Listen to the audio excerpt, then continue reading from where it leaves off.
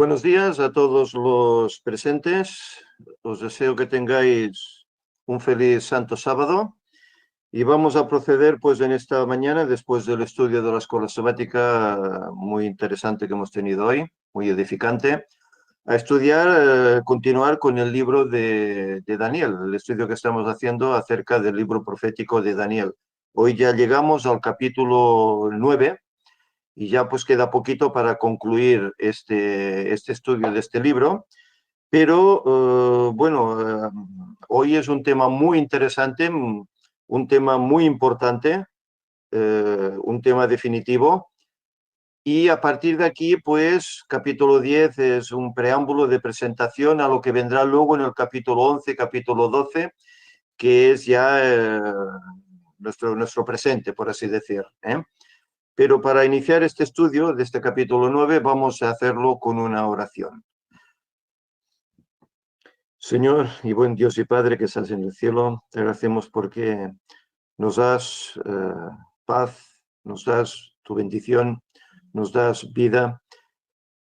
Permites que en este tu día santo podamos estar aquí congregados, un buen grupo de hermanos, no solo aquí en nuestra localidad, sino en diferentes partes del mundo a través del Internet. Y te ruego ahora, Señor, que en estos momentos que vamos a meditar en este sermón, en este estudio de Daniel, que tu Espíritu en primer lugar esté conmigo para que sepamos presentar adecuadamente el tema y que a la vez, Señor, este tema pueda ser de bendición para todo aquel que lo pueda ver y oír ahora y todo aquel que lo pueda ver y oír en un futuro. Señor, que hagamos tu voluntad, que podamos ser, Señor, esos árboles frondosos, que podamos dar, compartir la palabra con aquellos que aún no lo saben, que este ministerio, Señor, que tú has levantado pueda ser fructífero, pueda llegar a todas partes para que el Evangelio pueda ser predicado en todo el mundo, porque sabemos que cuando así sea, y en poco tiempo, en apenas 10 años, tú vendrás a buscarnos. Señor, ayúdanos a prepararnos para ese gran evento y que este estudio, Señor, nos ayude a ello. Que tu paz quede con nosotros, tu Espíritu nos acompañe, que en nombre de Jesús te lo pedimos. Amén. Muy bien, pues como decimos, vamos a estudiar el capítulo 9, en el cual vamos a encontrar la incógnita que se quedó ahí colgada en el capítulo 8, cuando hablaba de aquella profecía de 2300 días. Pues hoy, en este capítulo 9, se nos aclarará el significado, un significado que el mismo Daniel, como veremos, no entendía y tuvo que volver el ángel Gabriel para explicarle. Vamos a proceder pues a este estudio. Ya lo dijimos en el capítulo anterior y volvemos a repetirlo. Daniel 8 y 9 enfocan a Cristo como nuestro gran sumo sacerdote, que murió sin duda alguna pues, por nuestros pecados y que vive de nuevo para nuestra salvación. Es decir, sabemos que Él no quedó en la tumba. Él cumplió la profecía, pero al igual como daba su vida, también la volvía a tomar.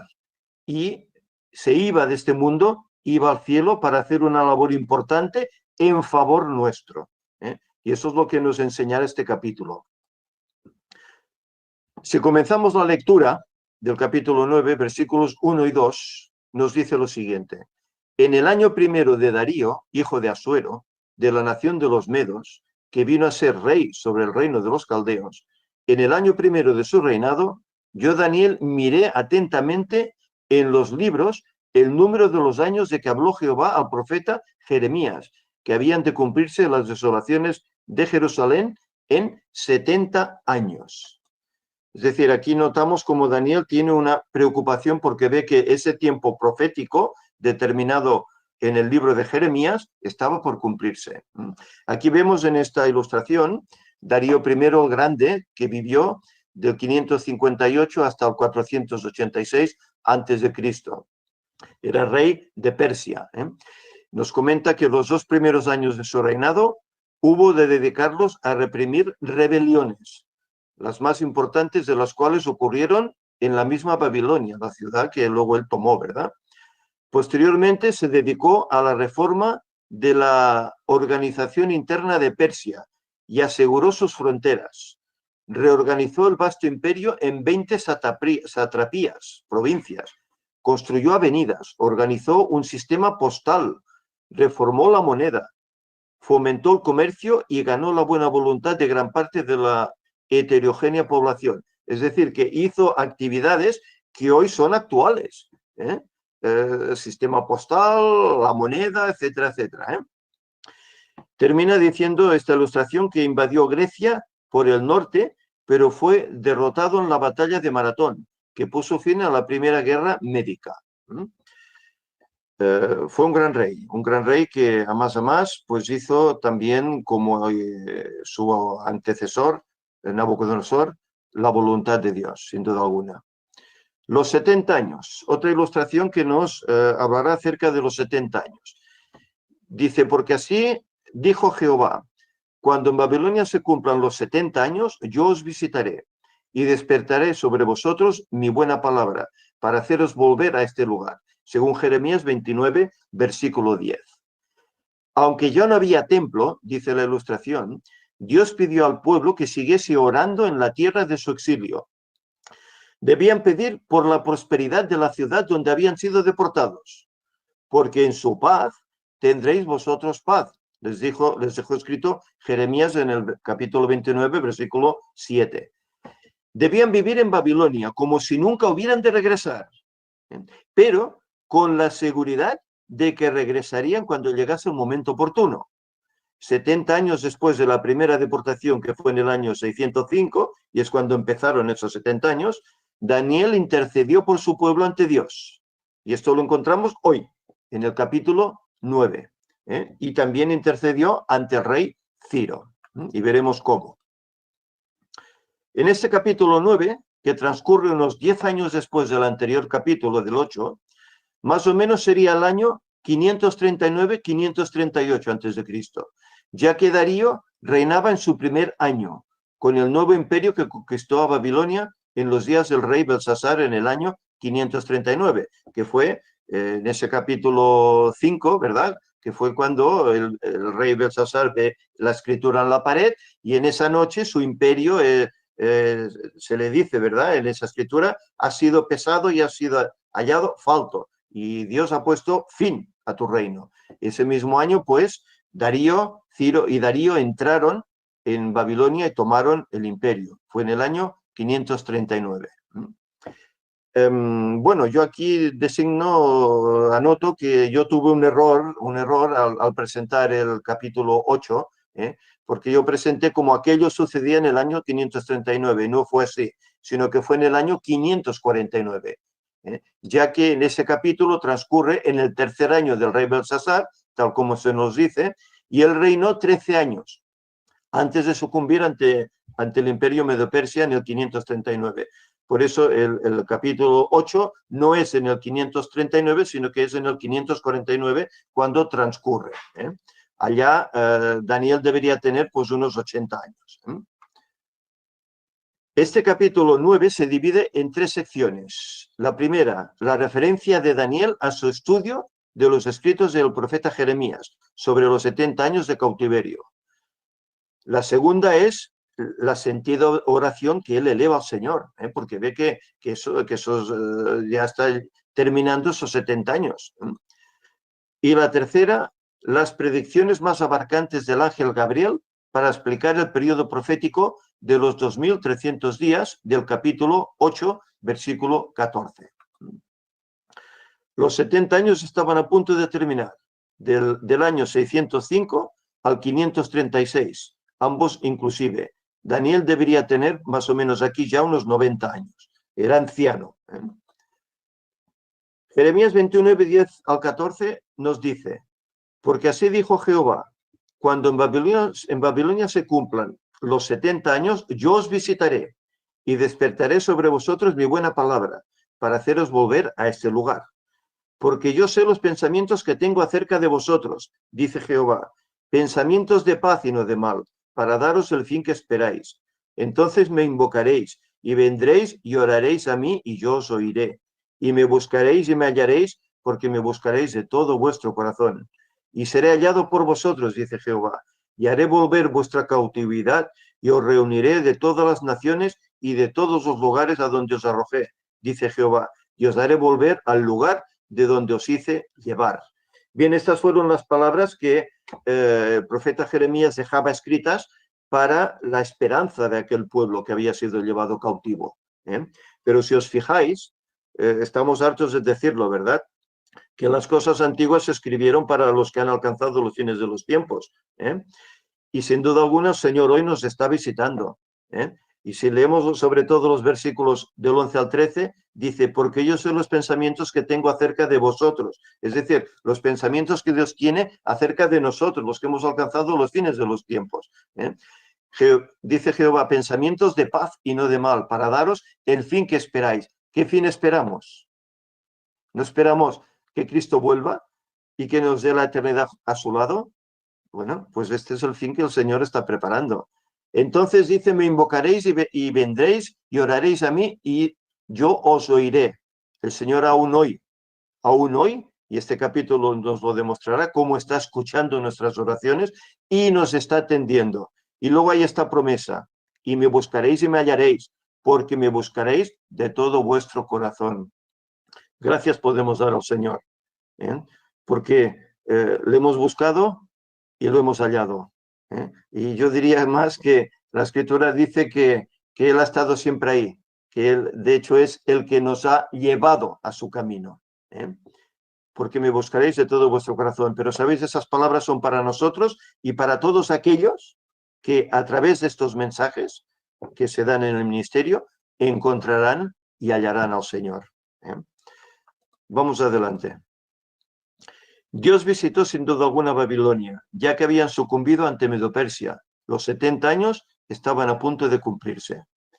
Daniel sabía que Jerusalén y el templo aún estaban en ruinas, y el santuario quedaría en esa condición por 2300 años.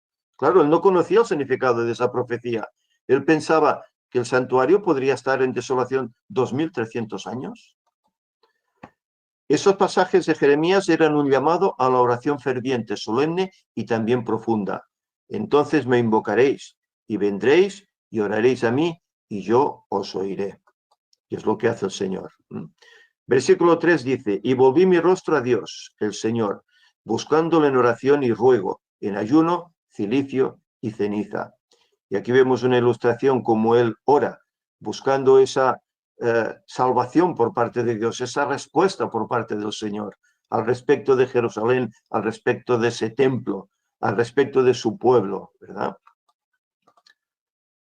Daniel podía haber razonado, si Dios ha dicho que en 70 años libertará a su pueblo, pues no me preocupo, pero en cambio no razonó así, sino que al acercarse el tiempo en que había de cumplirse la palabra del Señor, se dedicó a buscarlo con todo su corazón. Él derrama todo su corazón en oración, sabiendo que ese tiempo ya está pasando, que todo es tiempo profético, que el Señor les dijo que sucedería, y sabía que al finalizar ese tiempo el Señor los atendería. Por eso vuelca su corazón en oración buscando al Señor. ¿Y cómo se entregó a ello? Incluso dice el texto con ayuno, cilicio y ceniza. Era su gran preocupación, ¿verdad? Posiblemente eso sucedió por el mismo tiempo que vivió la experiencia incluso en el foso de los leones. Posiblemente hasta fue el mismo año en que él vivió esa experiencia. Versículo 4 dice, y oré a Jehová mi Dios, e hice confesión, diciendo, ahora Señor Dios grande, digno de ser temido, que guardas el pacto y la misericordia con los que te aman y guardan tus mandamientos. Aquí tenemos el comienzo de la admirable oración de Daniel, una oración que expresa tremenda humillación y contrición. Empieza reconociendo la fidelidad de Dios, que nunca falta sus compromisos con los que le siguen. Y es así nuestro Dios. Si los judíos estaban en cautiverio, se debía a sus pecados, no a que Dios hubiese fracasado en cuanto a defenderlos o sostenerlos. Versículos del 5 al 10. Hemos pecado, hemos cometido iniquidad, hemos hecho impíamente y hemos sido rebeldes y nos hemos apartado de tus mandamientos y de tus ordenanzas. No hemos obedecido a tus siervos los profetas, que en tu nombre hablaron a nuestros reyes, a nuestros príncipes, a nuestros padres y a todo el pueblo de la tierra. Tuya es, Señor, la justicia y nuestra la confusión de rostro, porque en el día de hoy lleva todo hombre de Judá, los moradores de Jerusalén y todo Israel, los de cerca y los de lejos, en todas las tierras a donde los has echado a causa de su rebelión con que se rebelaron contra ti. Oh Jehová, nuestra es la confusión de rostro, de nuestros reyes, de nuestros príncipes y de nuestros padres, porque contra ti pecamos. De Jehová nuestro Dios es el tener misericordia y el perdonar, aunque contra él nos hemos rebelado. Y no obedecimos a la voz de Jehová nuestro Dios, para andar en sus leyes, que él puso delante de nosotros, por medio de sus siervos, los profetas. Versículos del 11 al 13 sigue la oración. Todo Israel traspasó tu ley apartándose para no obedecer tu voz, por lo cual ha caído sobre nosotros la maldición y el juramento que está escrito en la ley de Moisés, siervo de Dios, porque contra él pecamos. Esto lo vemos en Levítico, lo vemos también en el libro de Deuteronomio, que es el resumen, ¿verdad? Ahí se le dice las maldiciones que podrían recaer sobre ellos si no eran obedientes y también las bendiciones, ¿eh? Pero bueno, como no fueron obedientes, recayeron estas maldiciones y fueron deportados. Y él ha cumplido la palabra que habló contra nosotros y contra nuestros jefes que nos gobernaron, trayendo sobre nosotros tan grande mal, pues nunca fue hecho debajo del cielo nada semejante a lo que se ha hecho contra Jerusalén. Ya que habla de los gobernantes, la importancia de que el gobernante gobierne sabiamente y bien y sea fiel a Dios, la importancia de eso. Conforme está escrito en la ley de Moisés, todo este mal vino sobre nosotros y no hemos implorado el favor de Jehová nuestro Dios para convertirnos de nuestras maldades y entender tu verdad. Por tanto, Jehová veló sobre el mal y lo trajo sobre nosotros, porque justo es Jehová nuestro Dios en todas sus obras que ha hecho, porque no obedecimos a su voz. Él no reprende al Señor. ¿Por qué? ¿Por qué nos has mandado esto?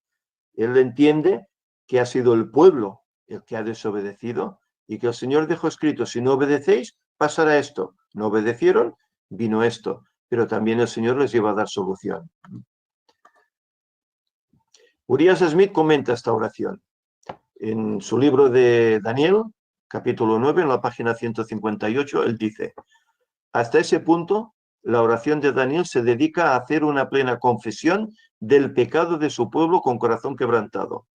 Vindica plenamente la conducta del Señor, reconociendo que los pecados de su pueblo fueron la causa de todas sus calamidades, tal como Dios los había amenazado por el profeta Moisés. No hace discriminación alguna en favor suyo, es decir, él no se plantea como justo, sino que se añade como pecador también, ¿verdad? En su petición no asoma la justicia propia.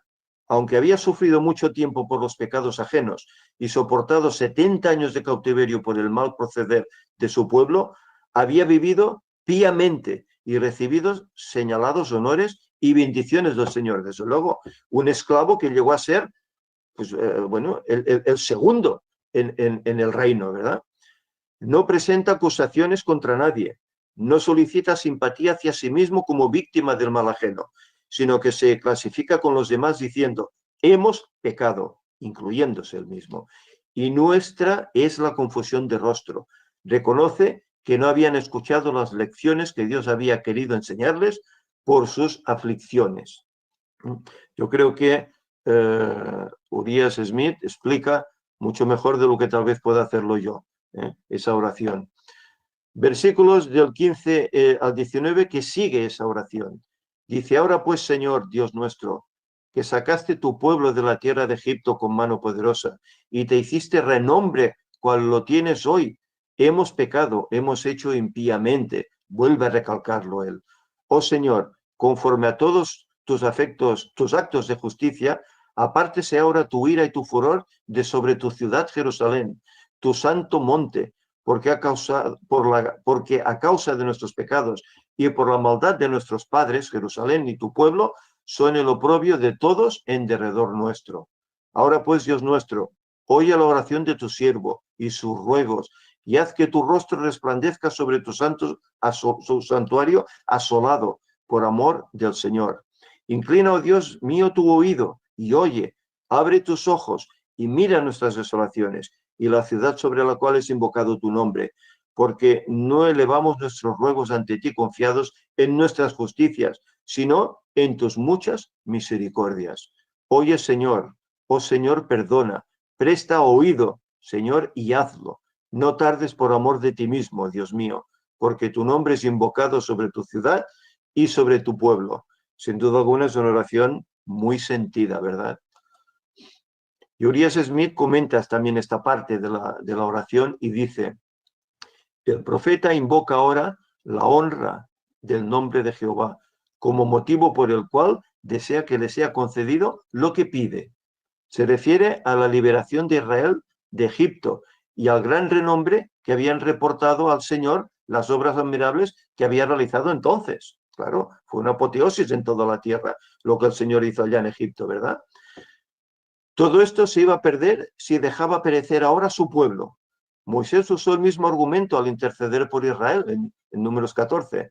No es porque Dios actúe por motivos de ambición o de vanagloria, sino que cuando sus hijos manifiestan celo por el honor de su nombre, cuando revelan su amor por él rogándole que obre, no para su beneficio personal, sino para la gloria de él mismo, a fin de que su nombre no sufra oprobio ni sea blasfemado entre los paganos, esto le resulta agradable al Señor.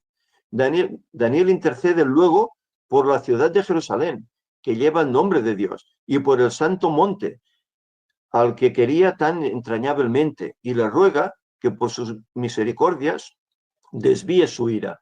Finalmente, concentra su atención en el santuario sagrado, la morada de Dios en la tierra, y solicita la reparación de sus asolamientos. Es decir, él está preocupado, está grandemente preocupado por Jerusalén, la ciudad de Dios, por el santuario de Dios, está preocupado y ve que todo eso está desolado. Y él por eso eleva esa oración. Ve que los 70 años terminan, ve que el pueblo ha cometido pecado, que por eso han sufrido esa desolación tremenda, que la ciudad y el templo están desolados, están destruidos. Por eso invoca el favor del Señor, para que se acuerde de su pueblo, de su templo, de su ciudad. Página 159 sigue diciendo Urias Smith: Daniel entendía que los 70 años de cautiverio se acercaban a su término.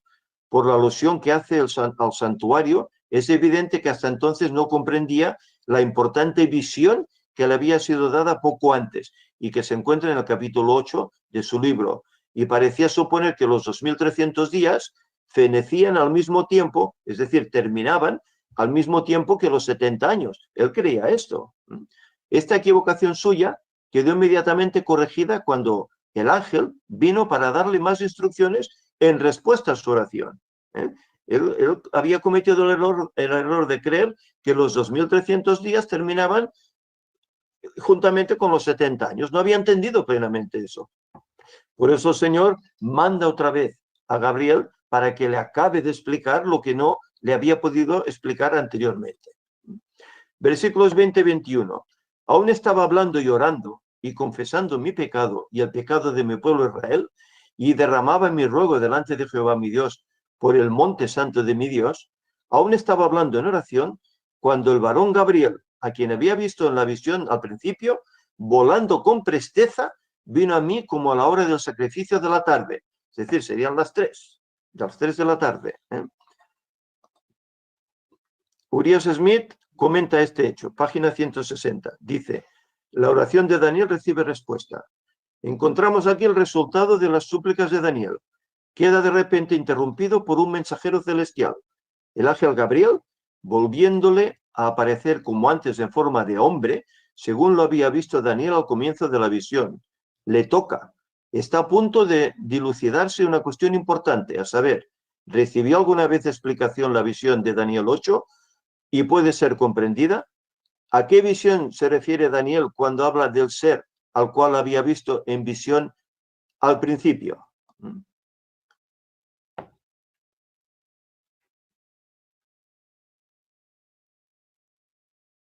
Esto se me ha movido un poco y ahora me ha descuadrado. Por lo tanto, la visión de Daniel no es aludida. No encontramos mención alguna de que Gabriel haya cumplido alguna vez plenamente las instrucciones que le fueron dadas o de que la visión haya sido explicada alguna vez. La instrucción que el ángel da ahora a Daniel, como veremos en los versículos siguientes, complementa exactamente lo que faltaba en Daniel 8. Estas consideraciones prueban en forma indubitable la relación que hay entre Daniel 8 y 9. Y esta conclusión se recalca aún más cuando se consideran las instrucciones del mismo ángel. Versículo 22 y 23 nos dice, y me hizo entender y habló conmigo diciendo, Daniel, ahora he salido para darte sabiduría y entendimiento. Al principio de tus ruegos fue dada la orden, y yo he venido para enseñártela, porque tú eres muy amado. Entiende pues la palabra y entiende la visión. Y aquí vemos pues Daniel cómo está orando, y en esa oración es interrumpida por la presencia de Gabriel, que es nuevamente enviado a él. La misión de Gabriel nos dice en la página 161, Urias Smith, dice, la forma en que Gabriel se presenta en esta ocasión demuestra que había venido para terminar alguna misión dejada incompleta. No puede ser otra que la de llevar a cabo la orden. Enseña la visión a este, que se registra en Daniel 8, y dice, ahora he salido para hacerte entender la declaración. Todavía descansa sobre él la responsabilidad de hacer entender la visión a Daniel, y como en el capítulo 8 había explicado a Daniel todo lo que éste podía recibir, y sin embargo no comprendía aún la visión. Acude ahora a reanudar su obra y completar su misión. Tan pronto como Daniel inició su ferviente súplica, se dio la orden y le fue indicado a Gabriel que visitara a Daniel y le impartiera la información que necesitaba. Página 161 dice, por el tiempo que se requiere para leer la oración de Daniel hasta el momento en que Gabriel apareció, se puede ver la celeridad con que el mensajero viajó desde los atrios celestiales hasta el siervo de Dios. Claro, él venía de Orión, el ángel venía de Orión, ¿verdad? No es extraño que Daniel anote que vino volando con presteza, ni que el profeta Ezequiel, compare con los fulgores del rayo los movimientos de estos seres celestiales, en Ezequiel 1:14. Bien, sabemos que vuelan con mucha presteza, vuelan rápidos. Se dice que el mismo Jesús dice, yo veía a Satanás cayendo del cielo como un rayo, ¿no? Con presteza, y así lo vieron los que estaban aquí en la tierra. Por eso es adoración, ¿verdad? A Lucifer. ¿Recordáis las puertas dimensionales de las que se hablaron en las conferencias? Ya hace un tiempo, ¿verdad? Pero hablamos de puertas dimensionales. ¿Y por qué menciono esto? Bueno, a pesar de que los ángeles son rápidos como el rayo, como nos dice la Escritura, probablemente usan esas puertas para desplazarse con celeridad del cielo a la tierra y viceversa. El mismo Jesús, bueno, ya lo comenté en una ocasión en uno de sus estudios, cuando tuvo esa entrevista allá en Jerusalén, una entrevista especial con un hombre especial, con Ron Wyatt, que él estaba ahí excavando para encontrar lo que él esperaba encontrar ahí abajo, lo que él había señalado con la mano. Ahí está el arca de Dios, ¿verdad? El mismo Jesús se le apareció, estuvo hablando con él y le dijo, Dios te bendiga en lo que haces aquí. ¿Y qué le dijo? Le dijo que venía de Sudáfrica y que se iba pues hacia Betel, ¿verdad? Se iba, más que nada se iba hacia arriba, hacia la Jerusalén celestial. Claro, él estaba bueno, haciendo un rodeo, iba de Sudáfrica, se fue a Jerusalén, y al lado de Jerusalén está ¿qué? Betel, donde estaba esa piedra que puso de cabecera Jacob, donde vio esa escalera que veían ángeles que descendían y subían por ella, ¿verdad? ¿Y eso qué era?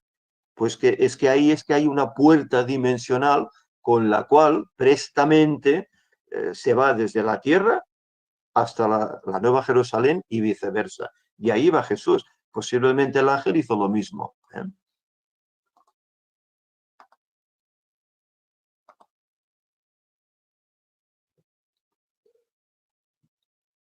El ángel le dice, entiende pues la palabra y entiende la visión. ¿Qué palabra y qué visión? Indudablemente la que no entendía antes del capítulo 8:14, la purificación del santuario al final de los 2300 días. Urias dice en la página 163, Daniel no había tenido dificultad en comprender lo que el ángel le había dicho acerca del carnero, del macho cabrío y del cuerno pequeño, que simbolizaban los reinos de Medo-Persia, Grecia y Roma. Esto lo explica incluso él mismo en el capítulo, ¿verdad? Tampoco había dejado de entender lo referente al final del cautiverio de 70 años. Pero el objeto principal de su petición era la reparación de los asolamientos del santuario que estaban en ruinas. Había sacado indudablemente la conclusión de que cuando llegase el fin de los 70 años se habría de cumplir lo que el ángel había dicho acerca del santuario que iba a ser purificado al fin de los 2300 días. Ahora debía rectificar su concepto. Ello explica por qué en ese momento particular, tan poco tiempo después de la visión anterior, le fueron enviadas instrucciones. Sigue diciendo en la página 162, los 70 años de cautiverio se estaban acercando a su fin. Daniel estaba equivocado en una de sus creencias. No se le debía dejar más tiempo en la ignorancia acerca del verdadero significado de la visión anterior. He salido para hacerte entender la declaración, dijo el ángel. ¿Cómo podría la relación entre la visita anterior del ángel y la actual quedar más patentemente demostrada que por las palabras pronunciadas en esta ocasión por este personaje? Sigue diciendo él, Daniel el muy amado. La declaración que dirige al ángel, el ángel a Daniel, varón de deseos, o como dicen otras versiones, hombre muy amado, o varón amado, etc. El ángel trajo esta declaración directamente del cielo. Expresaba el sentimiento que existía allí con respecto a Daniel. Fijémonos, cuando un hijo de Dios es fiel, el cielo lo observa y el cielo lo atiende. Y eso sucedió con Daniel. No lo dejaron ahí en vilo, sino que vienen a resolver ese misterio que él tiene en su mente. El cielo amaba a Daniel igual que nos ama a cada uno de nosotros. Pensar que el cielo estima de tal manera a un hombre mortal aquí en la tierra que autorice a un ángel para que le trajera la comunicación de que era muy amado, fijémonos, eso determina realmente cuál es el amor de Dios por nosotros. Es uno de los más altos pináculos de gloria que puede alcanzar los mortales. Abraham alcanzó otro cuando se dijo de él que era amigo de Dios. Y Enoc, cuando se pudo decir de él que anduvo con Dios. ¿Podemos nosotros llegar a tanto? Dios no hace acepción de personas, pero mira el carácter. Si pudiésemos igualar a estos hombres en virtud y piedad, el amor divino sería igualmente movido a tenernos en profunda estima.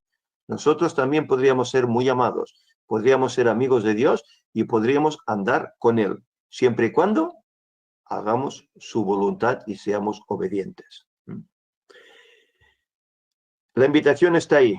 Apocalipsis 3:20. He aquí yo estoy a la puerta y llamo. Si alguno oye mi voz y abre la puerta, entraré a él y cenaré con él y él conmigo. Esa intimidad aún la quiere vivir Dios con cada uno de nosotros. ¿Qué Dios, verdad? ¿Qué Dios es ese? Profecía de las 70 semanas. Y llegamos aquí a la parte conflictiva para Daniel, que no entendía y que tal vez muchos de nosotros no entendíamos o tal vez aún no entendemos. Bueno, pues vamos a repasarlo. Versículo 24 dice, 70 semanas están determinadas sobre tu pueblo y sobre tu santa ciudad para terminar la prevaricación y poner fin al pecado y expiar la iniquidad, para traer la justicia perdurable y sellar la visión y la profecía y ungir al santo de los santos. Determinadas significa cortadas, separadas, concedidas a tu pueblo. ¿De dónde? De los 2300 días, años. ¿Y de qué parte? Del principio de ella. Nos dice Urías, página 166, acabar la prevaricación, es decir, que el pueblo judío iba a llenar la copa de su iniquidad, cosa que hizo al rechazar y crucificar a Cristo. Se había de concluir el pecado y las ofrendas por el pecado. Eso sucedió cuando se presentó la gran ofrenda en el Calvario. Se iba a proveer una reconciliación para la iniquidad. Sería por la muerte expiatoria del Hijo de Dios. iba a ser introducida la justicia eterna, la que manifestó nuestro Señor en su vida sin pecado. La visión y la profecía iban a quedar selladas o aseguradas. Y aquí vemos el momento. Esta ilustración nos muestra el momento en el cual se selló todo eso, en esa cruz, mediante Cristo, muriendo en ella, en nuestro lugar.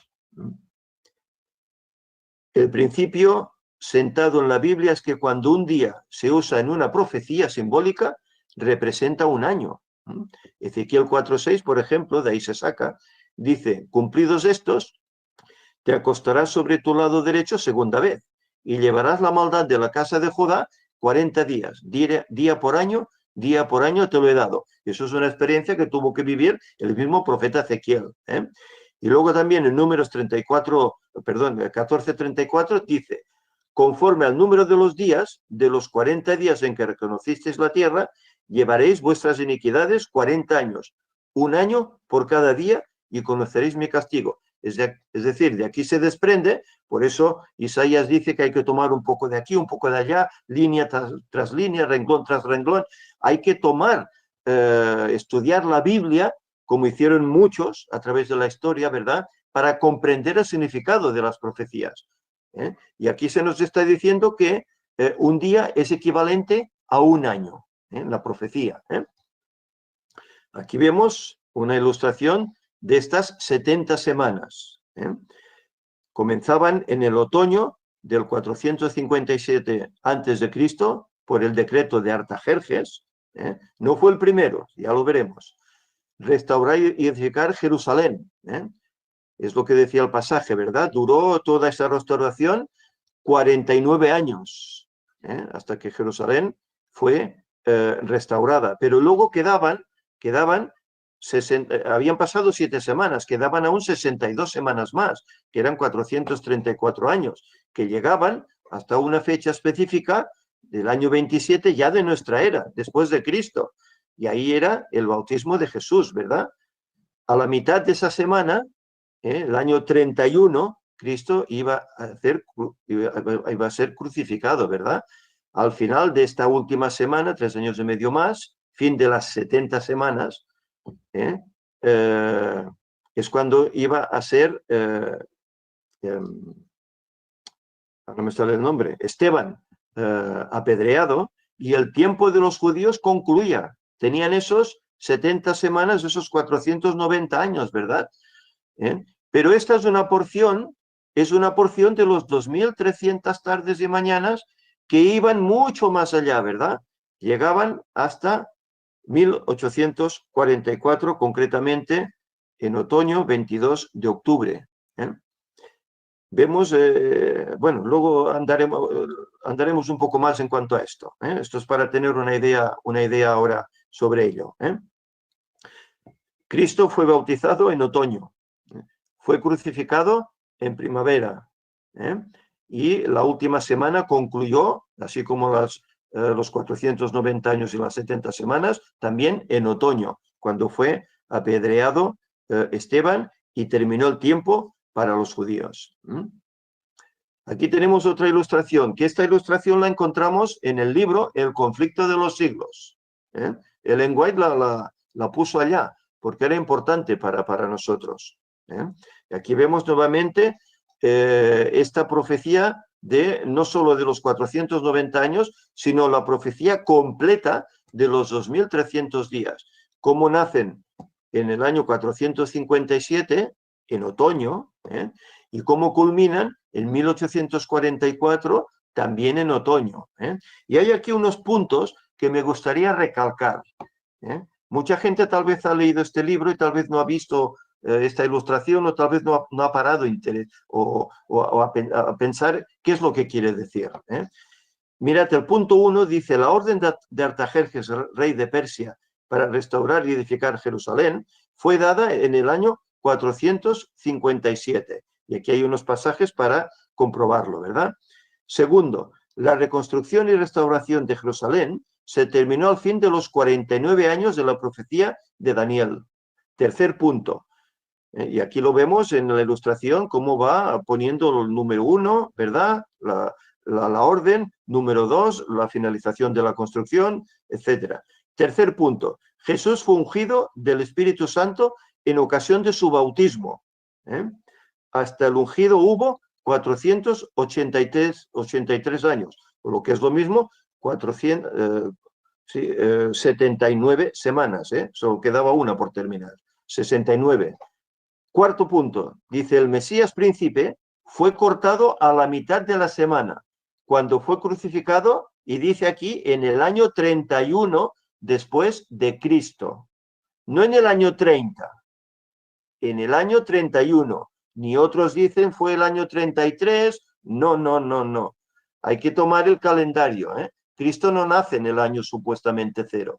Nace en el año 4 antes de ese supuesto 0 que no existía. Iba del -1 al +1, ¿verdad?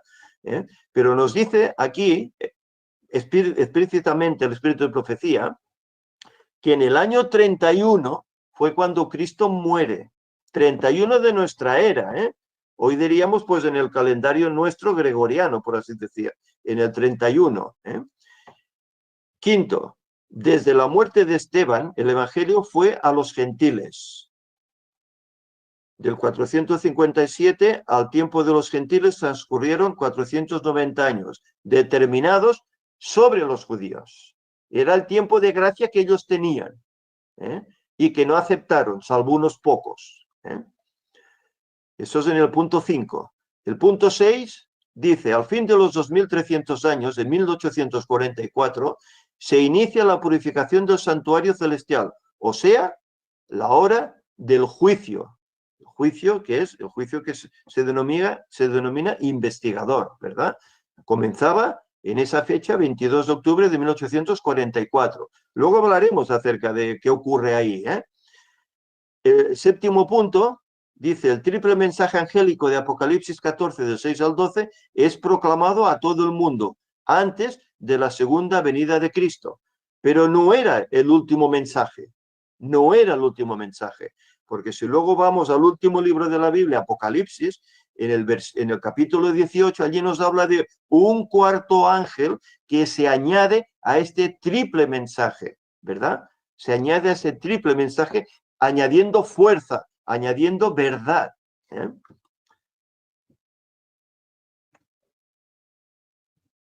Se me ha quedado bloqueado y ahora no me cambia. No sé por qué motivo.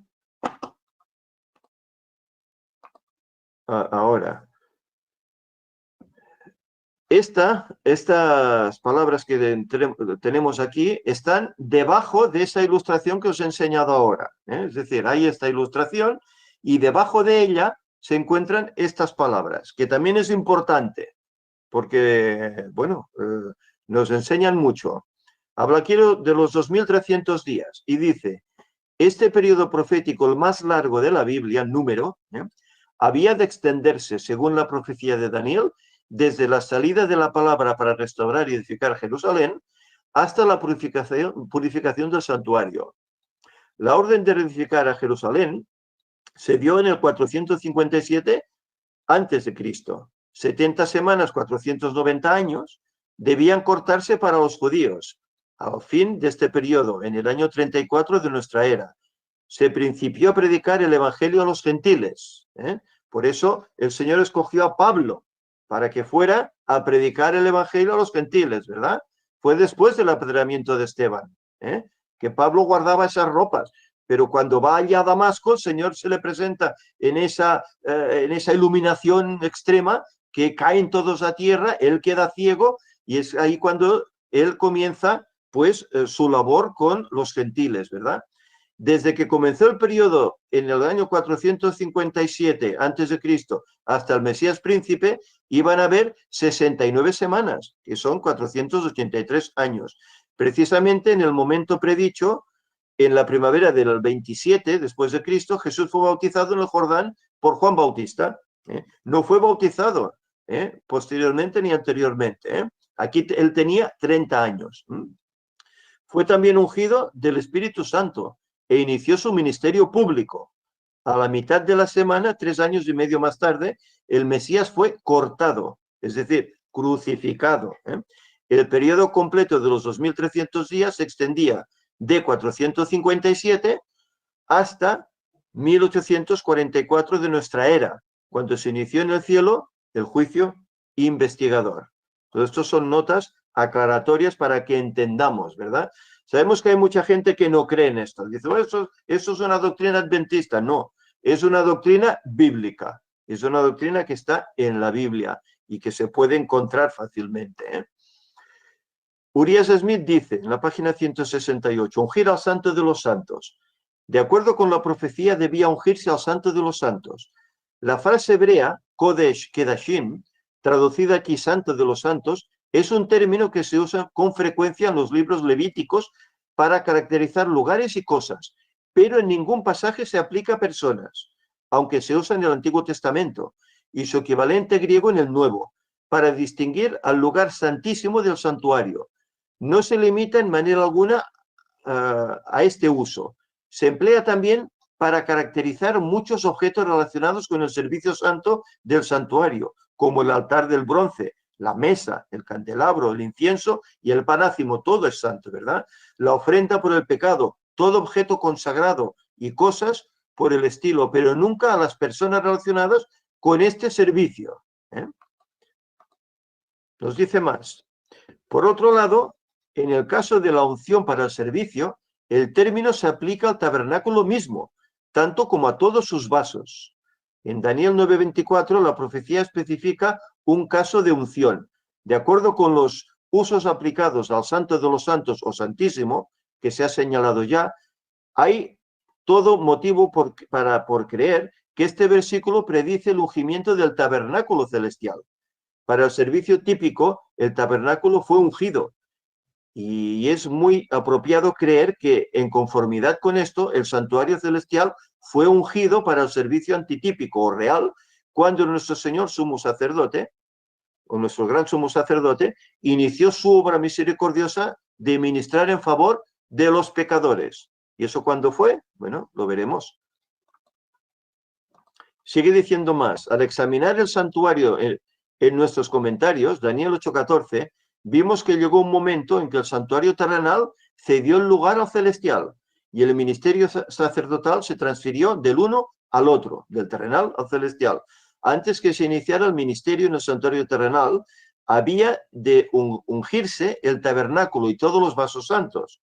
Por lo tanto, el último suceso de las 70 semanas que se presenta aquí es el ungimiento del tabernáculo celestial, para que en él se inicie el ministerio de nuestro gran sumo sacerdote.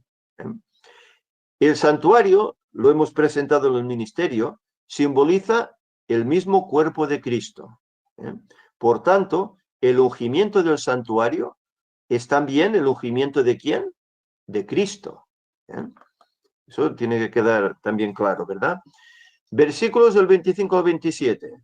Dice, sabe pues y entiende que desde la salida de la orden para restaurar y edificar a Jerusalén hasta el Mesías príncipe, habrá 7 semanas y 62 semanas. Se volverá a edificar la plaza y el muro en tiempos angustiosos. Y después de las 62 semanas se quitará la vida al Mesías, mas no por sí. Y el pueblo de un príncipe que ha de venir destruirá la ciudad y el santuario, y su fin será con inundación. Y hasta el fin de las guerras, de la guerra, durarán las devastaciones. Y por otra semana confirmará el pacto con muchos. A la mitad de la semana hará cesar el sacrificio y la ofrenda. Después, con la muchedumbre de las abominaciones, vendrá el desolador, hasta que venga la consumación y lo que está determinado se derrame sobre el desolador. Aquí vemos ilustraciones como Jerusalén, el templo y la ciudad fue construida, fue reconstruida. Ellos, en Esdras se nos menciona y en Nehemías, ¿verdad?, cómo tuvieron lucha. Había allí samaritanos que les impedían, ¿verdad?, la obra, y tuvieron que trabajar con una espada en una mano y con el martillo en la otra, para seguir edificando. Pero también se refería a esto a un momento determinado en la historia, allá en el año 27, cuando Cristo, ¿qué haría? Se bautizaría y sería ungido por el Espíritu Santo. Aquel Espíritu Santo que descendió en esa forma de paloma dorada, sobre él, para iluminarlo, para ungirle para el ministerio que él iba a emprender durante 3 años y medio. Urias Smith nos dice en la página 170, hay 4 son los sucesos que pueden considerarse como la orden de restaurar y reedificar Jerusalén. Son los siguientes. 1, el decreto de Ciro para reedificar la casa de Dios. Hoy hablábamos acerca de Ciro, ¿verdad? En el año 536. El decreto, valga la redundancia, ese decreto, para ir a reconstruir el templo, que fue lo primero que se hizo, reconstruir el templo. Segundo, el decreto de Darío para la prosecución de aquella obra que había sido estorbada por aquellos samaritanos, ¿verdad? Se dio en el año 519 y está en Esdras. Luego, tercero, el decreto que dio Artajerjes a Esdras en el 457 antes de Cristo. Recordemos que él estaba pues apesadumbrado, ¿verdad? Y Artajerjes pues le proveyó de material y de cartas para que fuera allá, ¿verdad? A acabar esa construcción, ¿verdad? Y cuarto, la comisión que el mismo rey dio a Nehemías en su 20º año, en el 444 antes de Jesucristo. Hay estos 4 que tienen que ver con este decreto. Sobre todo el más importante, el que nos interesa, que es el 457, que es el que encaja perfectamente con el resultado de la profecía de los 2300 días, que ya veremos. Urias Smith dice, si se las hiciese arrancar de los primeros 2 decretos, las 70 semanas proféticas o 490 años literales no llegarían hasta la era cristiana. Además, estos decretos se referían principalmente a la restauración del templo y de su culto de parte de los judíos, no a la restauración de su estado civil y político, todo lo cual debe incluir la orden de restaurar y edificar a Jerusalén. Es decir, no era un decreto completo y si se inicia desde allí, no llega hasta la era cristiana. Segundo, nos dice, aquellos primeros 2 decretos iniciaron la obra, eran preliminares de lo que se realizó más tarde, pero no bastaban de por sí para satisfacer los requerimientos de la profecía, ni por sus fechas ni por su naturaleza. Por ser así deficientes, no pueden considerarse como punto de partida de las 70 semanas. La única duda que nos queda se refiere a los decretos concedidos a Esdras y a Nehemías respectivamente. Luego nos habla, los hechos entre los cuales hemos de decidir son en resumen los siguientes. En el 457 a.C., el emperador persa Artajerjes, Longímano, permitió a Esdras por decreto que subiese a Jerusalén con tantos representantes de su pueblo como quisieran ir. El permiso le otorgaba una cantidad limitada de tesoros para embellecer la casa de Dios, para proporcionar ofrenda para su servicio y hacer cuanto le pareciese bueno. Le facultaba para ordenar leyes, establecer magistrados, jueces y ejecutar castigos hasta la muerte. Es decir, le daba la supremacía otra vez a Jerusalén para gobernarse por sí misma, como pueblo, como nación. En otras palabras, restaurar el Estado civil o el Estado judío en lo civil y eclesiástico, de acuerdo con la ley de Dios y las antiguas costumbres de aquel pueblo. Por eso tenemos que tomar este último decreto, el tercero, el año 457, si no, no encaja la profecía para nada. Aquí tenemos nuevamente una ilustración, la orden, salida de la orden para restaurar y edificar Jerusalén en el 457, 7 semanas, que fue 49 años, que es lo que duró, digamos, hasta el 408, que fue lo que duró la construcción del templo y de la ciudad, ¿verdad? Y luego había, pues, 62 semanas, que son 434 años, que llegaban hasta el Mesías príncipe. Hasta aquí, un total de 483 años o 69 semanas. El Mesías príncipe. Esto es cuando Cristo falleció en la cruz. Y hay aquí una cita que está en la página 375 del Conflicto de los Siglos, en la de tapas rojas de siempre, digamos. Luego se han hecho copias en otros formatos. Esa cita es importantísima, una cita que muchos adventistas no consideran, que muchos adventistas tienen a menos, que se ríen de ella, pero es importantísima, porque es la única que da fecha. Dice, a la mitad de la semana era necesario el sacrificio y la ofrenda. Eso decía la profecía, ¿verdad? Y dice Ellen White, en el año 31 de Jesucristo, 3 años y medio después de su bautismo, nuestro Señor fue crucificado. Con el gran sacrificio ofrecido en el Calvario, terminó aquí el sistema de ofrendas que durante 4000 años había prefigurado al Cordero de Dios. El tipo se encontró con el antitipo y todos los sacrificios y oblaciones del sistema ceremonial debían cesar. Es decir, 4000 años desde que comenzaron a ofrecerse sacrificios, 4000 años redondos, matemáticos, de otoño, de la primavera hasta la primavera, que es cuando Cristo moría en la cruz. Es una profecía muy significativa. A la mitad de la semana era necesario el sacrificio y la ofrenda. Y aquí vemos, Cristo muere en la cruz, el cielo, bueno, se llenó de nubarrones, la tierra tembló, hubo un terremoto tremendo, se formó una grieta debajo de la cruz, en la cual cayó esa sangre que ese lancero le dio con su lanza a Cristo para comprobar si estaba muerto o no, y esa sangre mezclada con ese agua que salió de él, bajó 6 metros abajo donde estaba el arca, aquel arca que encontró Ron Wyatt, ¿verdad? Pero en ese momento que Cristo moría, ¿qué sucedía en el templo?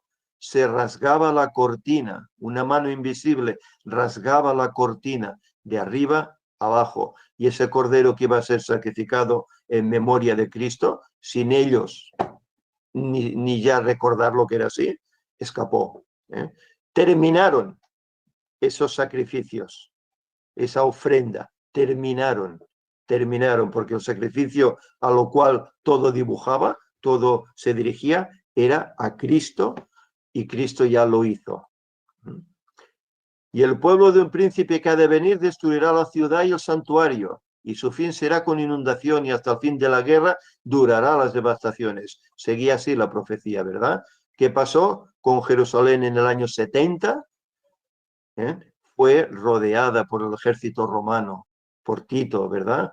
Y recordemos que hubo un momento en el cual Jesús les había dicho a sus discípulos que cuando veáis la desolación desoladora, huid, huid. ¿Y qué pasó? Que aquel ejército recibió unas noticias, se retiró durante un momento y entonces los discípulos pudieron marchar, pudieron escapar, todos los fieles de Dios. Luego volvió el asedio y tomaron Jerusalén, pero ninguno de ellos pereció, y así lo dice Ellen White. Ninguno de ellos pereció porque hicieron caso a las advertencias del Salvador, ¿verdad? Pero Jerusalén fue destruida, y su templo, aquel templo al cual ellos adoraban más que a Dios mismo, fue destruido. No quedó piedra sobre piedra. Por eso hoy quieren construir el tercero, según esas profecías que ellos desprenden de los últimos capítulos del libro de Ezequiel, ¿verdad?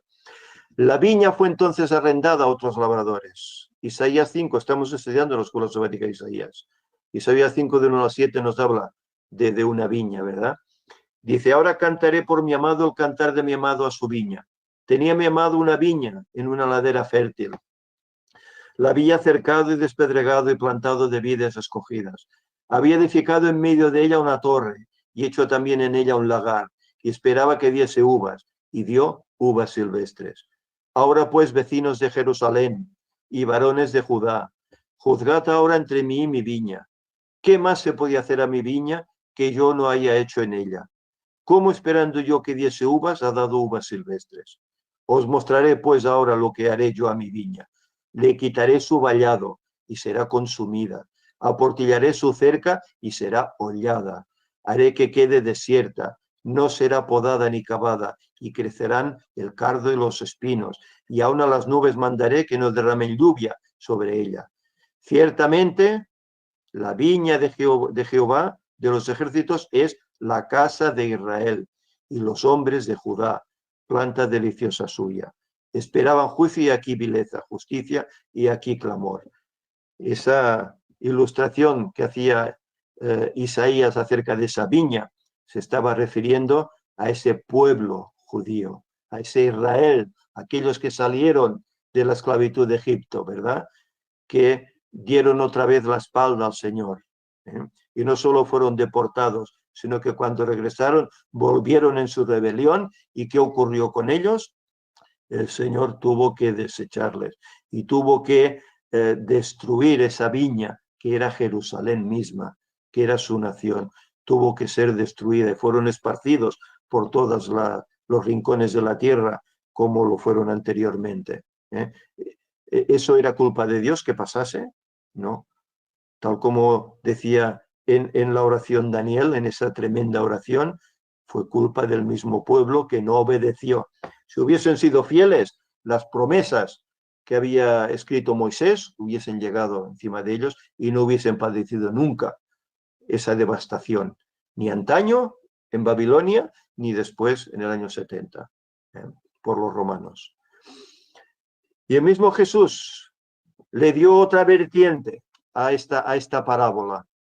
En Mateo 21, del 33 al 41, él decía, oíd ahora otra parábola. Hubo un hombre, padre de familia, el cual plantó una viña, la cercó de vallado, cavó en ella un lagar, edificó una torre y arrendó a unos labradores y se fue lejos. Cuando se acercó el tiempo de los frutos, envió sus siervos a los labradores para que recibieran los frutos. Mas los labradores, tomando a los siervos, a unos golpearon, a otros mataron y a otros apedrearon. Envió de nuevo otros siervos, más que los primeros, e hicieron con ellos de la misma manera. Finalmente les envió su hijo diciendo, tendrán respeto a mi hijo. Mas los labradores, cuando vieron al hijo, dijeron entre sí, este es el heredero. Venid, matémosle y apoderémonos de su heredad. Y tomándole, le echaron fuera de la viña y le mataron. Cuando venga pues el señor de la viña, ¿qué hará aquellos labradores? Le dijeron, a los malos destruirás en misericordia y arrendará su viña a otros labradores que le paguen el fruto de su tiempo. ¿A quién se estaba refiriendo Cristo aquí? Se estaba refiriendo a su pueblo, a un pueblo al cual él mandó sus siervos, los profetas, y a unos mataron, ¿verdad? Y a otros hirieron, etcétera. Mandó otros, hicieron lo mismo, y luego manda a quién? A su propio hijo. ¿A quién es este hijo? El mismo Cristo. ¿Y qué hace? Dice que los sacaron fuera de la viña, fuera de Jerusalén, que es donde Cristo murió, y allí acabaron con él, ¿verdad? Entonces, ¿qué hará el Señor? Dice, los destruirás en misericordia y arrendará su viña a otros labradores. ¿Quiénes son estos otros? Aquellos a los cuales iba a llegar ahora el Evangelio, a los gentiles, a los que no eran, por así decir, judíos. Así tuvo que hacerlo el Señor, ¿verdad? Vemos aquí nuevamente esta ilustración de esta última semana que se cumplió allá, del año 27 al año 34. Sabemos cómo hay confesiones que quitan esta semana de las 70, solo dejan las 69 ahí, y esta la postergan hasta el final del tiempo. Bueno, sabemos que los últimos 7 años, ahora de aquí a poco, serán cruciales, ¿verdad? Puesto que ahí comenzarán a suceder cosas respecto al pueblo de Dios. Pero esta semana se cumplió allá, en Cristo. Si quitamos esta semana, no entendemos lo que Cristo viene a hacer por nosotros. Porque esta última semana nos dice que en su inicio, Cristo es bautizado, es ungido por el Espíritu Santo, comienza su ministerio en la semana 69, 483 años, ¿verdad? 3 años y medio después, a la mitad de la semana, año 31, Cristo es crucificado, cesa la ofrenda, los sacrificios de aquellos que durante tantos cientos de años habían estado celebrando allá en el desierto y también en el templo, ¿verdad? y se cumplen 4000 años. Se cumplen aquí 4000 años, ¿verdad? Desde el inicio de los sacrificios. Cristo los cumple. Él era el blanco, el propósito de todo eso, ¿verdad? Y al final de la semana, 3 años y medio más tarde, a los 7 años de esa semana, terminan los 490 años y termina el tiempo para ellos, para los judíos. Y luego el evangelio iba a ser dado a otros. La viña iba a ser arrendada a otros labradores que podían ser más fieles que ellos. Aquí vemos otra ilustración en diferentes formas, ¿verdad? 27, Jesús es ungido. 31, Jesús es crucificado. 34, Esteban apedreado, y el evangelio va a los gentiles, ¿verdad? Otra ilustración más, es que en internet podéis encontrar las que queráis, ¿verdad? El decreto, el 457 por Artajerjes, ¿verdad? 490 años que culminan con el martirio de Esteban, y los 1810 años que faltan para sumar los 2300, que llegan hasta 1844, en otoño. Nace en otoño y termina en otoño, donde el santuario será purificado. La profecía de las 70 semanas o 490 años concluía en el año 34 después de Cristo, pero el periodo de los 2300 años iba más allá. Faltaban 1810 años para su cumplimiento, que llegaba hasta 1844. En esa fecha, concretamente el 22 de octubre de 1844, Cristo pasaba del lugar santo, donde ascendió cuando se fue de sus discípulos, ¿verdad?, al lugar santísimo. Comenzaba el juicio investigador por los que iban a ser salvos y empezaba el tiempo de gracia para este mundo. Además, el santuario celestial era restituido, limpiado, justificado, reivindicado, porque el poder papal había recibido una herida mortal poco tiempo antes, y las verdades pisoteadas y cambiadas por él habían sido restituidas. Ya dijimos en el capítulo anterior, ¿verdad?, cómo ese poder papal cambió las leyes del cielo, los mandamientos, las doctrinas, lo cambió todo. Se puso en lugar de Cristo, ¿verdad?, haciéndose pasar por Dios sin serlo. Pues ahí todo ya terminaba. Por eso recibió esa herida mortal en 1798, cuando terminó el periodo de persecución papal de 1260 días, ¿verdad? Ahí tuvo esa herida, y ahí es cuando ya se abría una libertad al mundo para estudiar la Biblia, que hasta entonces estaba prohibida, y por eso se comprendieron estas profecías a partir de entonces. Este juicio empezaba por los justos creyentes desde Adán, es decir, los que ya dormían aguardando la promesa, y continuaba por los vivos, como estamos viendo en el ministerio desde el 11 de septiembre del 2001, y concluirá en 2030, cuando finalizará el tiempo de gracia, y caerán las plagas durante un año. Y finalmente en 2031, en otoño, por tabernáculos, aparecerá Cristo por segunda vez, pero ahora como Rey de Reyes y Señor de Señores. Y aquí entramos ya en este último momento, en 1844.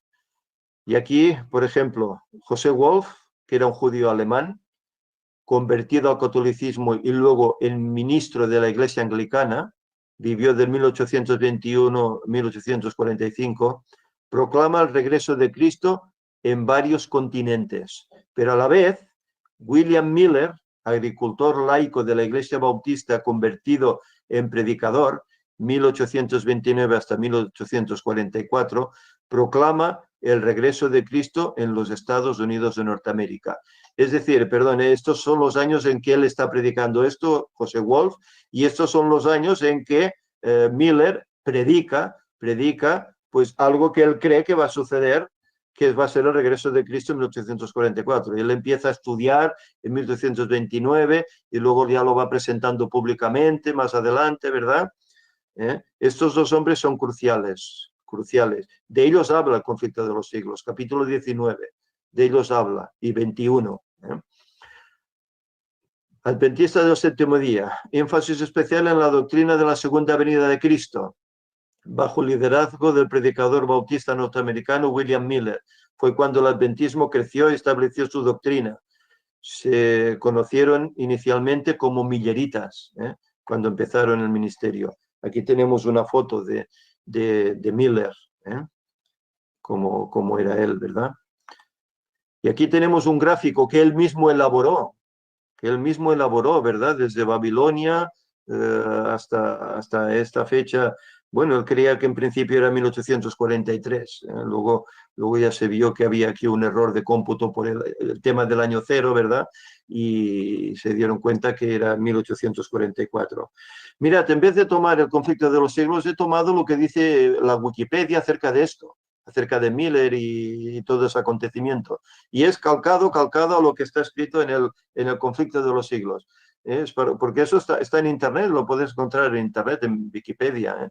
Dice, después de su conversión, Miller fue muy pronto confrontado por sus amigos deístas para justificar su renovada fe. Él lo hizo examinando la Biblia detalladamente, declarando a uno de sus amigos, si me diera tiempo, yo armonizaría todas las contradicciones aparentes para mi satisfacción, o sería aún un deísta. Es decir, él quería comprobar la veracidad de la profecía bíblica, que algunos se reían de eso, ¿verdad?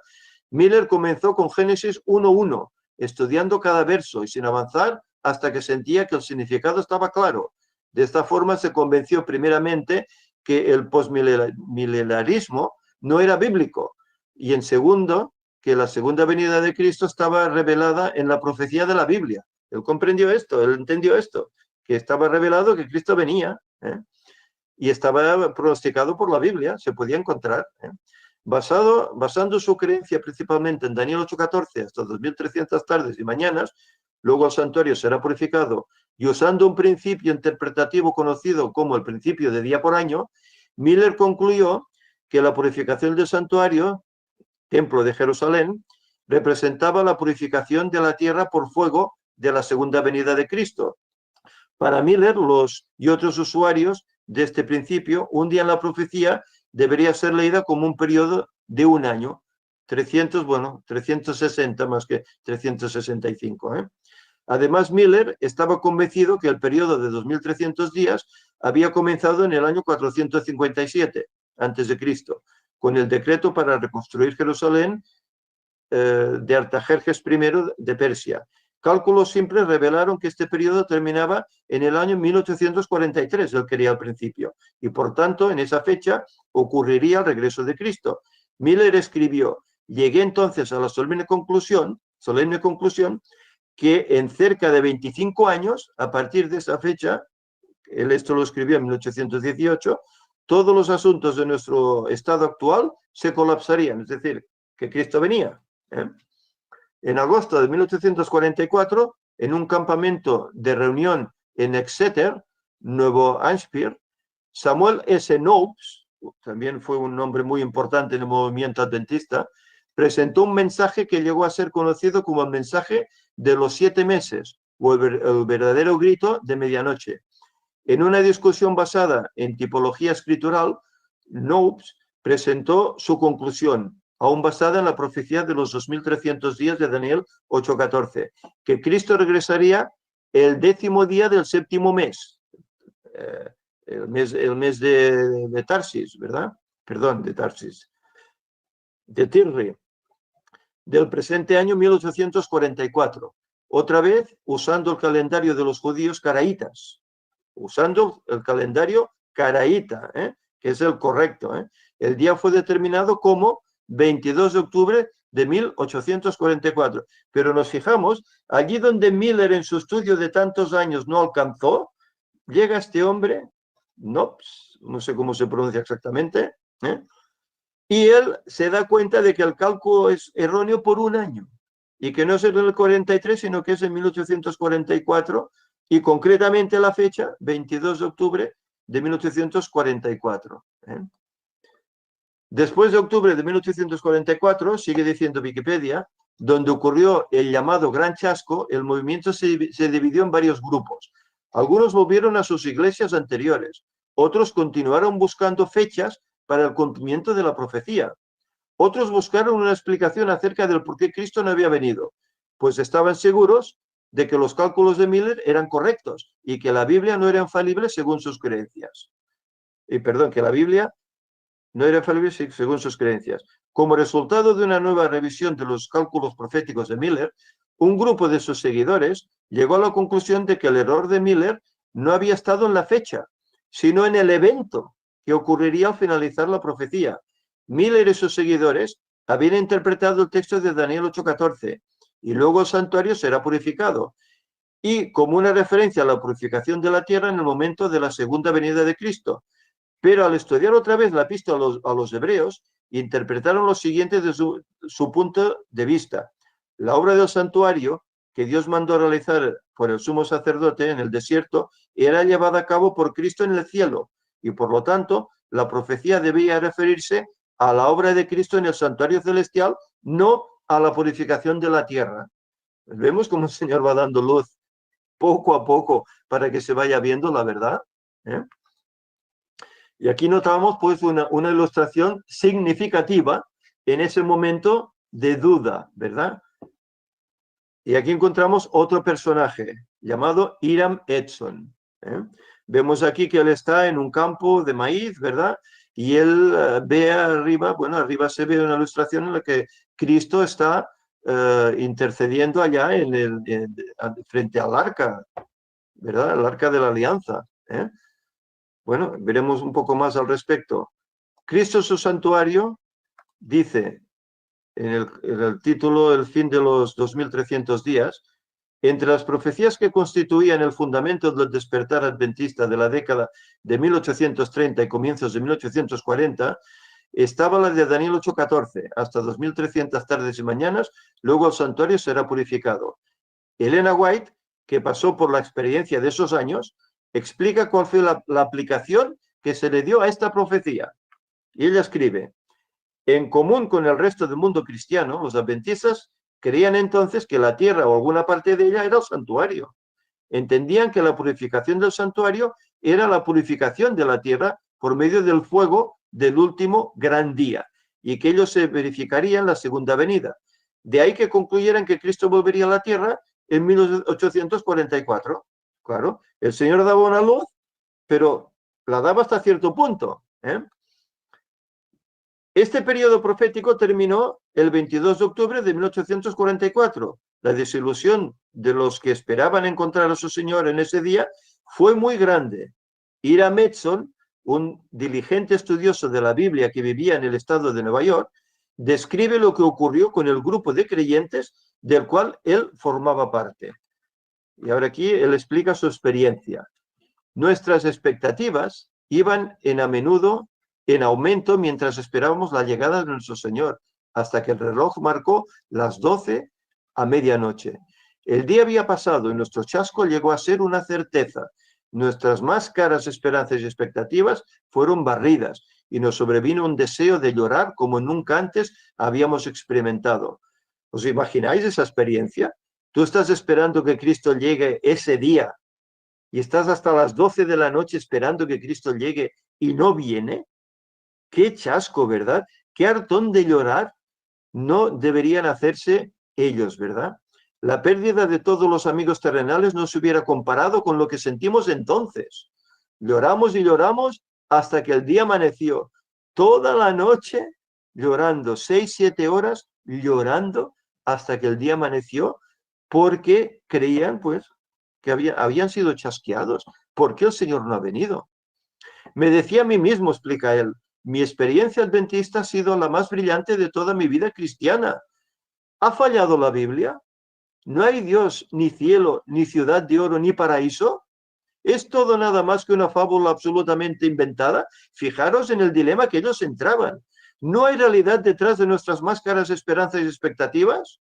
Fijémonos. Claro, estos dilemas se lo preguntaron otros que también esperaban ese día, y en vez de, como ellos, estar allí comprometidos, orando, preguntándose qué ha pasado, ¿qué hicieron? Abandonaron la fe. Y otros organizaron otras denominaciones, ¿verdad? Pero ellos estaban ahí juntos. Comencé a sentir que podría haber luz y ayuda para nosotros en nuestro dolor. Dije a algunos de los hermanos, él mismo, vayamos al granero. Entramos en cerramos las puertas y nos arrodillamos delante del Señor. Oramos fervientemente porque sentíamos nuestra necesidad. ¿Os recuerda la oración de Daniel? Continuamos en ferviente oración hasta que recibimos del Espíritu la certeza de que nuestras oraciones habían sido aceptadas y de que se nos daría luz. La razón de nuestro chasco sería explicada en forma clara y satisfactoria. Fijémonos el convencimiento que ellos adquirieron, perdonad, al elevar esas oraciones al cielo, que iban a recibir el Espíritu Santo y que el Espíritu Santo les aclararía el porqué de ese chasco. Después del desayuno dije a uno de mis hermanos, vayamos a ver y animar a algunos de nuestros hermanos. Fijémonos, no pierden la esperanza, no pierden la fe. Vayamos a animar a nuestros hermanos que están por ahí, chasqueados. Salimos y mientras pasábamos por un gran campo, fui detenido en medio de él. El cielo pareció abrirse ante mi vista y vi definida y claramente que en vez de que nuestro sumo sacerdote saliese del lugar santísimo del santuario celestial para venir a esta tierra en el 10º día del mes séptimo, al fin de los 2300 días, había entrado por primera vez en ese día en el segundo departamento de ese santuario y que tenía una obra que realizar en el lugar santísimo antes de venir a la tierra, que había venido a las bodas, no en otras palabras, al anciano de días, que ya lo estudiamos, ¿verdad? ¿Os acordáis? Para recibir el reino, el dominio y la gloria, y que debíamos esperar su retorno de las bodas. Entonces mi mente fue dirigida al capítulo 10, ¿de dónde? Del Apocalipsis, donde pude ver que la visión había hablado y no había mentido.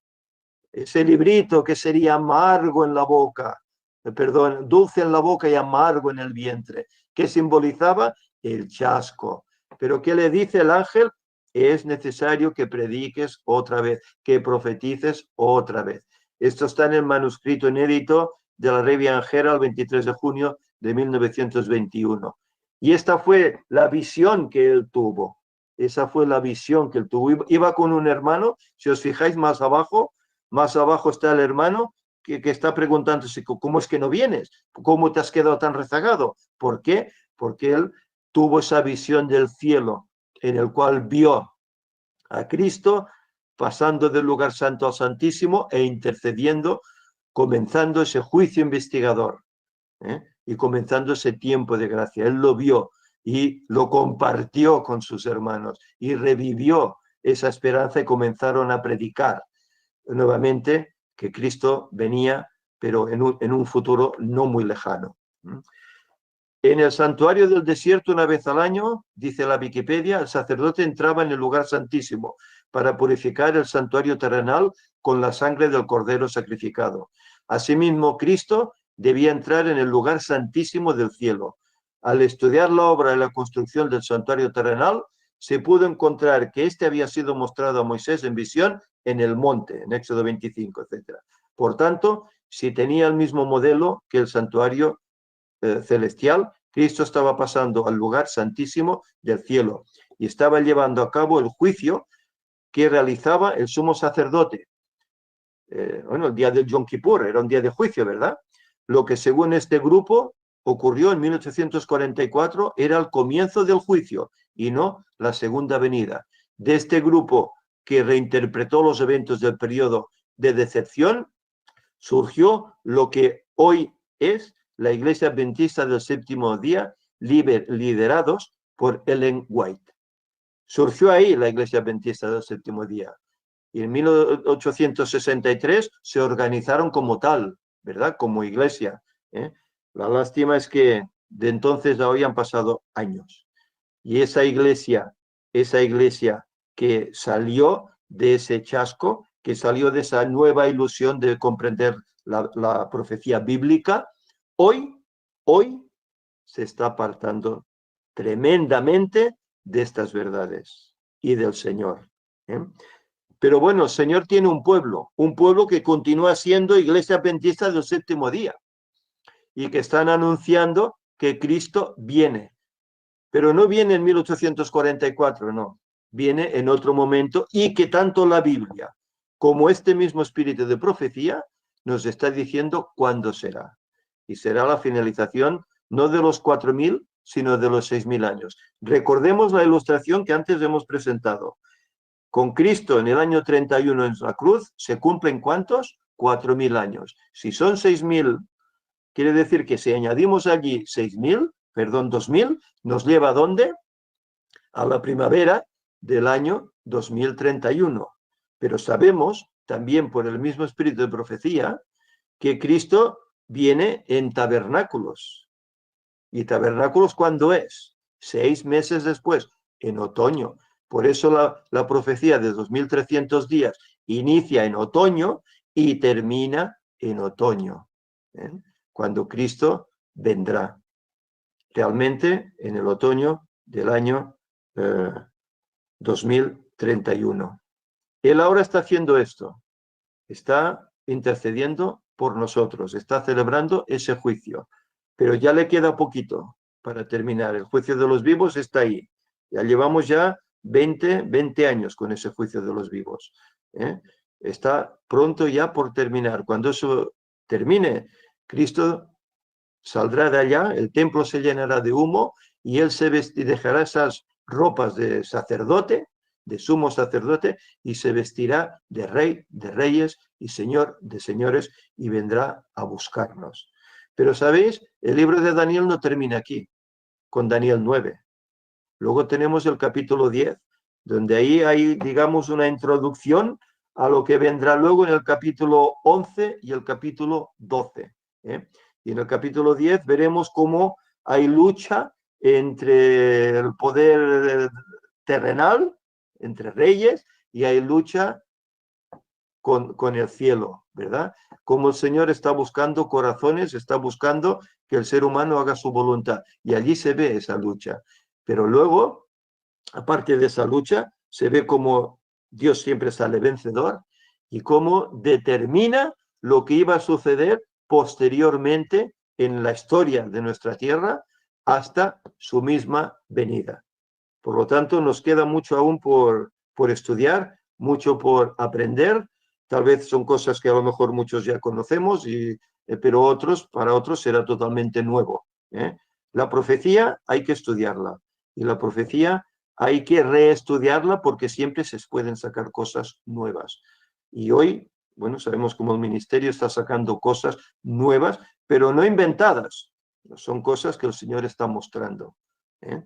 Por lo tanto, que el Señor nos ayude para que tengamos la firmeza como la tuvieron aquellos que se chasquearon, pero que se inclinaron en oración de rodillas pidiendo luz y el Señor se la dio. También nos la dará a nosotros. Si como hizo Daniel y como hicieron ellos, nos arrodillamos con humildad, nos arrepentimos y buscamos la dirección divina para encontrar estas verdades, para vivirlas y para compartirlas.